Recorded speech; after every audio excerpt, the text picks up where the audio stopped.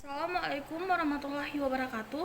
Kami dari kelompok 7 yang beranggotakan dari Anas Natasha Melisa, Rita Audia, Khairunisa, Puspita Sari, Nadia Sari, Siska Agustina, Putri Permatasari, Bila Anggita, dan Maraah Nida Kholawati.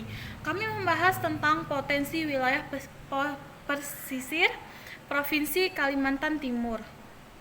Nah, wilayah pesisir adalah daerah peralihan antara ekosistem daratan dan lautan.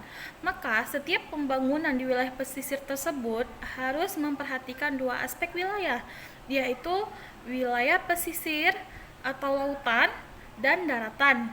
Nah, Indonesia sendiri merupakan negara kedua setelah Kanada yang memiliki garis pantai terpanjang. Nah, sebagian besar wilayah Indonesia merupakan lautan. Salah satunya adalah Provinsi Kalimantan Timur. Nah, di wilayah Kalimantan Timur memiliki banyak sekali kekayaan bawah laut yang sangat melimpah. Nah, kondisi wilayah Kalimantan Timur atau fisik dan sosialnya, Provinsi Kalimantan Timur ini merupakan salah satu provinsi terluas kedua daripada Papua. Nah, sumber daya alam yang ada sebagian besar diekspor ke luar negeri. Selanjutnya yaitu peta Kalimantan Timur. Kalimantan Timur tentu saja terletak di wilayah timur Kalimantan. Kalimantan Timur berbatasan dengan Kalimantan Utara dan Kalimantan Selatan. Selanjutnya, rumusan masalah. Rumusan masalah pada penulisan makalah kali ini yaitu ada 3. Yang pertama, bagaimana pengelolaan sumber daya hayati pesisir di Provinsi Kalimantan Timur. Yang kedua, bagaimana pengelolaan sumber daya non-hayati pesisir di Provinsi Kalimantan Timur.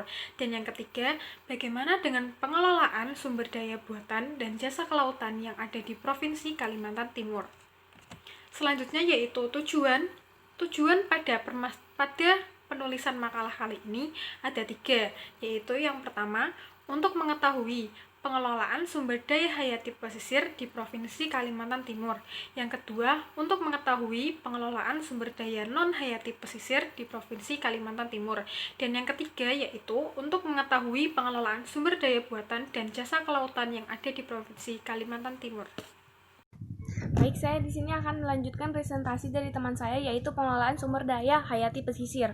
Secara umum, potensi perikanan yang ada di Kalimantan itu terdiri dari 3. Apa-apa aja 3 potensi yang ada di Kalimantan Timur? Yang pertama itu ada potensi perikanan demersal, terdiri dari beberapa jenis ikan, antara lainnya kakap, kerapu, bawal, kakap merah, cucut, dan sebelah lidah. Dan yang kedua itu ada potensi perikanan pelagis yang terdiri dari terumbu karang, layang, selar, cumi-cumi, dan sotong. Dan yang ketiga itu ada potensi perikanan lainnya yang terdiri dari jenis teripang, ubur-ubur, dan rajungan. Selanjutnya akan dilanjutkan oleh teman saya. Kemudian, komoditi ikan yang perspektif untuk dikembangkan yaitu budidaya udang air payau yang meliputi udang windu dan udang faname, dan budidaya ikan kerapu dengan keramba jaring apung. Untuk perairan zona yaitu yang memiliki potensi ikan tuna dan perikanan demersial lainnya. Untuk pengelolaan sumber daya hayati yang ada di wilayah pesisir di Kalimantan Timur, khususnya di Pulau Bunyu yang memiliki potensi budidaya ikan kerapu. Baiklah, langsung saja di sini saya akan menjelaskan tentang pengelolaan sumber daya hayati non pesisir. Yang pertama itu di sini kami kan dari Provinsi Kalimantan Timur, kami mengambil dari Kabupaten Parigi Motong. Jadi di kabupaten ini telah mengalami degradasi ekosistem serta penurunan populasi biota laut yang sebagai mana akibat dari dampak negatif pembangunan pertumbuhan penduduk, peningkatan sampah organik dan anorganik, serta peningkatan kegiatan-kegiatan yang bersifat ilegal. Yang kedua ada pelaksanaan pengelolaan wilayah pesisir terpadu, mengintegrasikan berbagai perencanaan pembangunan yang disusun oleh berbagai sektor, sehingga terjadi keharmonisan dalam pemanfaatannya secara berkelanjutan. Selanjutnya ada sumber daya buatan dan jasa kelautan. Yang pertama itu ada pemanfaatan sumber daya kelautan secara berkelanjutan juga dapat dilakukan terhadap jasa-jasa lingkungan, terutama untuk pengembangan pariwisata, dan pelayaran. Selanjutnya ada pariwisata berbasis kelautan atau wisata bahari, telah menjadi salah satu produk pariwisata yang menarik di Kalimantan Timur ini. Yang ketiga itu potensi jasa lingkungan. Kelautan yang lainnya yang masih memerlukan sentuhan pendayagunaan secara profesional adalah jasa transportasi laut atau perhubungan laut. Selanjutnya akan dijelaskan oleh teman saya Siska Agustina. Terima kasih. Ya, di sini saya akan menjelaskan tentang contoh dari pengolahan sumber daya buatan, yang dimana adalah pembuatan pakan ikan buatan di Kabupaten Pasir, Kalimantan Timur, dan budidaya kerapuh menggunakan jaring apung, dan juga ada sumber daya buatan gas metana sebagai pembangkit listrik. Adapun pembuatan pangan ikan buatan di Kabupaten Pasir, Kalimantan Timur dilakukan oleh masyarakat untuk masyarakat yang berada di Kabupaten Pasir, Kalimantan Timur. Masyarakat lebih mengarahkan kepada pemelatihan buatan ikan dengan pertimbangan. Adapun pelatihan dilakukan selama 5 tahun dengan peserta yang berasal dari 5 kecamatan yang ada di Pasir, Kalimantan Timur tersebut. Adapun bantuan yang didapatkan oleh masyarakat di sana yaitu seperti mesin yang diberikan oleh pemerintah pada tahun 2018 itu sangat berguna bagi mereka, sehingga hasil yang didapatkan sangat bagus dan dorongan peningkatan produksi perikanan sangat tinggi. Budidaya yang selama ini disulpai dari Kalimantan. Selanjutnya akan dijelaskan oleh teman saya. Selain pembuatan pakan ikan buatan, ada pun contoh lain dari pengelolaan sumber daya buatan yang ada di Kalimantan Timur, yaitu budidaya ikan kerapu menggunakan jaring apung atau KJA. Ikan kerapu merupakan komoditas ikan yang memiliki nilai ekonomis yang tinggi karena permintaan pasar dunia maupun domestik yang cukup tinggi. Rasa daging yang lezat membuat ikan ini memiliki nilai jual yang cukup tinggi. Hal inilah yang dimanfaatkan masyarakat setempat untuk membuat usaha, yaitu usaha budidaya keramba jaring apung atau KJA ikan kerapu memiliki unit pembenihan. Ada 13 unit keramba pembenihan dan 10 unit keramba pembesaran ikan kerapu yang merupakan komoditas unggulan yang prospektif untuk dikembangkan. Ada beberapa negara yang prospektif terhadap ikan kerapu, yaitu Hong Kong, Singapura, dan Jepang.